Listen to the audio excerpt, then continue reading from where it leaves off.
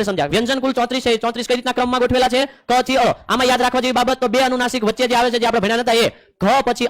અંગ અને જ પછી અંજ એનું સ્થાન ખબર હોવી જોઈએ કેમ ખબર હોવી જોઈએ તો કે હમણાં આપણે અનુસ્વાર વાળા શબ્દ જોઈએ ને તો જ્યારે તમે એનો ધ્વનિ વિગ્રહ કરતા છો તો ક્યાંક એ 5 અનુનાસિક આવતા છે અને એનો ક્રમ તમને ખબર નહીં હોય અને ત્યાં પણ તમે ન નો મન મ નો નન અંગ ને અંજ ને હણ ન મેકો તો તકલીફ પડી જાય કે નહીં થોડુંક તકલીફ પડતા है પછી ખોટા પડતા है પછી રોતા है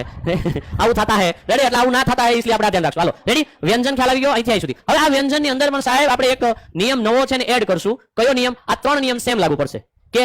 ઔ છે એ પૂરું થાય પછી વ્યંજન લેવાના એ પણ ક્રમમાં ક થી અ સુધી તો પહેલા વારો આવશે કોનો કલમ નો ક આ પેન દેખાય છે ને કલર નહીં ઓકે ચાલો આપણી પાસે ઘણા બધા કલર આ કેમ થાય છે હાલો હાલશે ને હાલો તો જો ક પછી ક નું કયું રૂપ મેકશું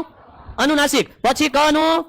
વિસર્ગ પછી આપણે બીજા સ્વરનો વારો આવે કોનો કા એમાં વ્યંજન ક એમાં સ્વર કયો બોલેલો છે આ એવી જ રીતે આખી લાઈન આપણે લખતા જાવીને એટલે આ આવે છેલ્લે